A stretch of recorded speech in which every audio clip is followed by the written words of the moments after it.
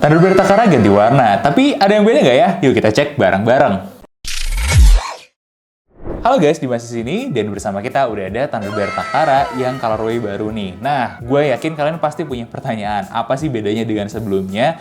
Buat dapat data lebih detailnya, langsung aja yuk kita gas bedah bareng-bareng.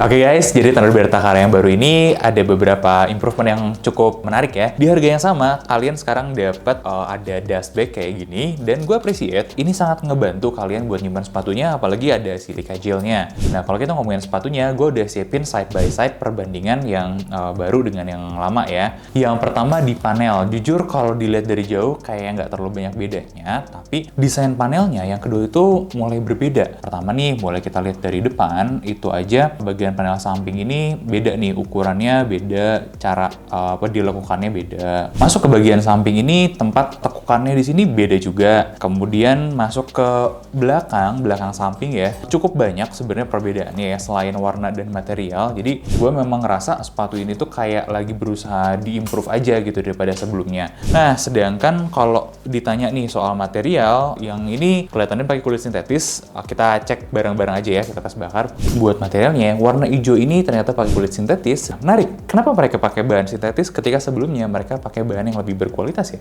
Anyway, buat huruf T-nya gue kasih lihat, emang beda sih, nggak seganggu yang lama ya. Ini yang baru kelihatan sedikit lebih ngeblend lah daripada sebelumnya. Sedangkan kalau kita lihat mesh-nya juga, yang hitam ini pakai mesh yang sedikit beda dengan yang putih. Sama, dua lapis mesh, cuman oke, ini harus dilihat dengan detail. Yang hitam itu ada nggak ngeblong banget si mesh-nya, dan yang putih ini mesh-nya lebih bener-bener kebuka kayak gitu. Nah, buat upper, kalau sebelumnya gue kasih 7,5, yang kali ini gue nggak kasih setinggi itu, gue kasih angka 6.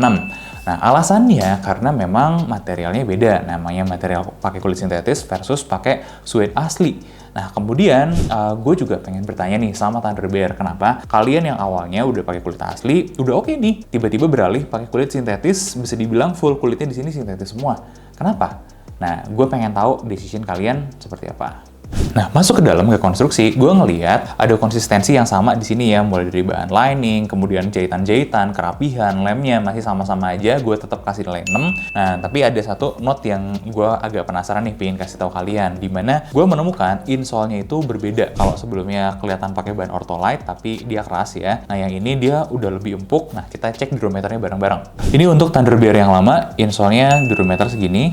Yang baru, busanya segini. Jadi terasa improvementnya cukup signifikan sih di keempukan si solnya. Nah, makanya untuk kali ini gue nambahin satu hal yang gue nggak bahas di video sebelumnya, yaitu kenyamanan. Dimana untuk kenyamanan ini, gue ngerasa ada beberapa hal yang improve, tapi ada beberapa hal yang turun. Yang improve adalah keempukan insole-nya, tapi yang nggak improve adalah fit-nya. Kenapa? Karena fit-nya yang sebelumnya itu kerasa oke aja, nggak masalah. Tapi begitu versi yang baru ini tuh kita udah naik ukuran loh, satu ukuran, tapi fit-nya malah lebih sempit. Jadi kayaknya mereka ngeganti lasnya lebih narrow. Nah, ini kenapa? Gue juga nggak tahu, karena udah naik dari 40 ke 41, fitnya malah enakan yang 40. Makanya untuk dari segi ini, gue mengapresiasi improvementnya. Cuman gue tetap mengingatkan, kalau fitting itu selalu jadi nomor satu nih untuk kenyamanan. Jadi untuk kenyamanan, gue akan kasih nilai 6 dari 10. Lanjut lagi ke bawah, kita ngomongin midsole-nya nih. Nah, midsole-nya ini masih terasa dan terlihat sama ya, tapi kita harus tes dengan aktual ya. Kita ngomongin pakai durometer.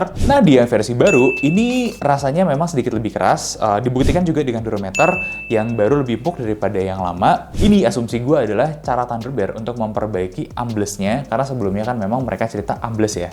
Nah, tapi ada yang unik juga nih. Feel amblesnya itu masih tetap ada di yang baru ini. Gue belum tahu kenapa. Memang ini akan butuh penelitian lebih jangka panjang lagi. Cuman gue mau kasih tahu fakta sama kalian seperti itu. Jadi Thunderbird berusaha memperbaiki dengan bikin lebih padat, lebih keras. keras, tapi tetap amblesnya itu masih kerasa. Maka dari itu, sebenarnya gue pengen kasih mereka apresiasi dengan sedikit naikin ratingnya dari sebelumnya gue ngomongin midsole-nya di angka 8. Nah, gue apresiasi mereka dengan 8,5. Untuk apa? Ini kelebihan poinnya adalah karena memang mendengarkan audiens mereka, mendengarkan buyer mereka kalau terjadi ambles di yang sebelumnya dan mereka berusaha memperbaiki. Oke, kita lanjut ke bagian terakhir yaitu outsole. Gue mau klarifikasi sedikit. Awalnya gue bilang di outsole-nya ini outsole bergabung ya dengan midsole-nya. Ternyata gue salah karena di satu barang lagi nih yang kita tes untuk pemakaian lama itu ternyata kelupas juga nih bagian outsole-nya. Dan salah satu yang jadi pertanyaan kalian kan, sekuat apa sih outsole-nya dan gimana dengan update terbaru? Gue dengan senang hati akan ngetesin buat kalian sebelum gue kasih rating. Oke, jadi dari tes outsole-nya, mulai dari outsole yang baru ternyata lebih tipis daripada yang lama. Ternyata durabilitasnya juga overall outsole-nya yang memang nggak sebagus yang lama ya. Jadi kita menemukan selain lebih tipis, lebih cepat habis juga, bener-bener sampai habis banget. Kalau yang pertama tadi kita memang kerasa dia nahan dulu sampai akhirnya udah habis baru masuk ke midsole. Jadi ya kalau sebelumnya gue kasih rating 5 dari 10, sorry to say gue harus kasih 4 dari 10. Nah kalau sebelumnya gue menilai 4 komponen dan sekarang gue menilai 5, biar apple to apple sebenarnya nggak dirata-ratain dengan 5 komponen sih. Karena itu kita totalin dan kita rata-ratain sama dengan 4 komponen dan komponen kenyamanan kita exclude, kita mendapatkan rating kalau yang pertama itu 6,5, sekarang turun sedikit jadi 6,1. What happened? Yang kita temukan adalah penurunan kualitas upper yang menggunakan material sintetis lebih banyak dan outsole-nya yang juga lebih tipis, yang dimana ini kan sebenarnya jadi PR di yang pertama ya. Tapi ini tidak menjadikan kalau ini adalah sepatu yang jauh lebih buruk apa gimana. Enggak. Justru sebaliknya, meskipun ratingnya turun, kita pengen mengapresiasi Thunderbear-nya. Why? Karena Thunderbear, seperti statement gue kemarin, itu bekerja keras, keluar dari zona nyaman, bikin sepatu vulkanisir menjadi bikin sepatu kayak gini, dan itu nggak mudah.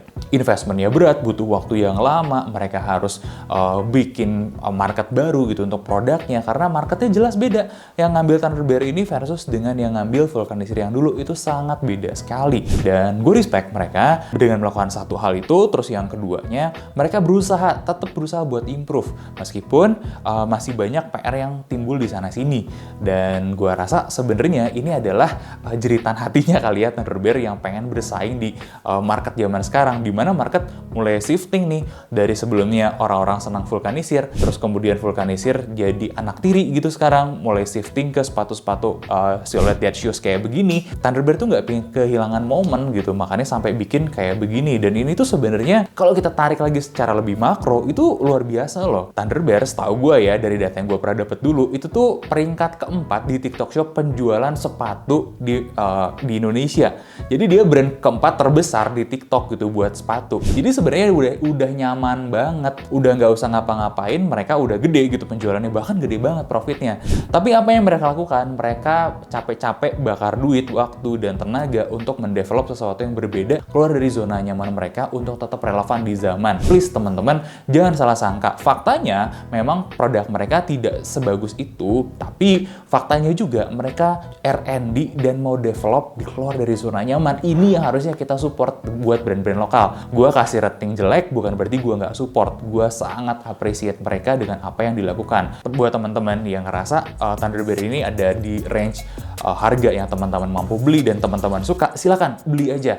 Kita support Thunderbear dengan cara apa? Kita kasih masukan dari sisi kitanya dan dari teman-teman. Buat yang ngerasa pengen beli aja silakan. Karena jujur secara fashionnya ini bagus, cakep, meskipun dari kualitas memang agak kurang. Biar apa? Biar mereka punya bahan bakar buat improve lagi. Dan setahu gue nih ya, Thunderbear itu kan gimmicknya cuma bikin drama doang sama Porty, nggak ada gimmick yang aneh-aneh. Jadi why not lah? Ayo kita support si Thunderbear ini biar bisa angkat lagi. Tetap berjuang karena gue yakin kalau kalian masih terus mau melakukan ini, mungkin beberapa waktu ke depan kalian bisa perfecting produk kalian lagi. Who knows? Tapi gue sangat-sangat menunggu perbaikan selanjutnya dari Thunderbear. Itu aja bedah sepatu kita kali ini. Jangan lupa like, komen, dan subscribe. Kasih tahu pendapat kalian juga tentang sepatu ini di kolom komentar. Dan gue Dimas undur diri. Sampai ketemu di bedah sepatu selanjutnya.